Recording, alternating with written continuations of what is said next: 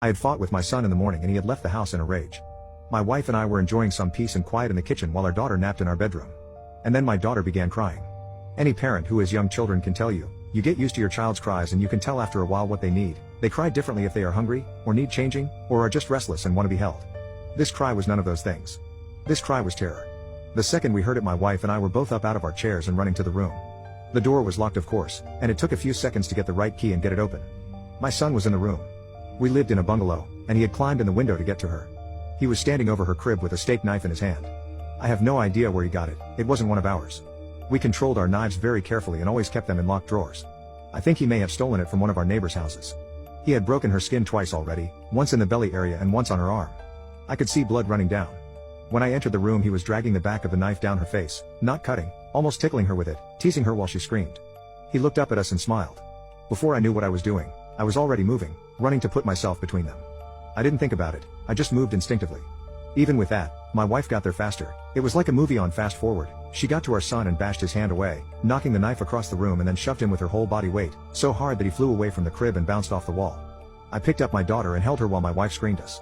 The worst part was the look on my son's face as he stood there. Just nothing. Blank, dead, there was nothing in his eyes, no emotion. He looked like an alien to me. I watched my wife take a step toward him. I could have reached out and stopped her, but I didn't. She stepped forward again, very close to him. I could have stopped her again. But I didn't. She waited, looking at him for maybe 3 to 5 seconds without moving. And then she punched him in the face. Now until this point, you may have been picturing my wife as a typical woman, small frame, dainty, delicate. This is not the case. My wife does have a small frame, but dainty and delicate she is not, never has been since I've known her. Since her early teens, my wife has been a boxer. MMA didn't exist back then, but karate and boxing were big in those days, and my wife was a very talented amateur.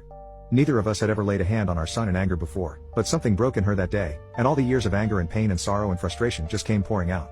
When she hit him, his head snapped back and blood started pouring out of his nose. He hardly reacted, he just looked at her with this shocked expression like he didn't know how to process what had just happened. She waited another second. And then she hit him again. I could have reached out and stopped her. I could have dragged her out of the room, taken her away, calmed her. I didn't. I just stood there and watched while she systematically started to pound him to a pulp. Every time he brought his hands to cover one part, she would blast him somewhere else, body, head, over and over.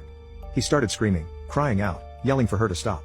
It's the most genuine reaction I'd ever seen him have to anything in his whole life. But she wasn't stopping. I watched her ramping up, hitting harder, faster, working him like a heavy bag. He tried to swing at her and she slipped him easily. She was on autopilot, sinking down into her training. I stood there watching for a minute. Then I turned my back on them and took my daughter out of the room. I brought my daughter to the kitchen and gave her a bath in the sink. I found that he had cut her a third time on the sole of her foot. All the cuts were superficial.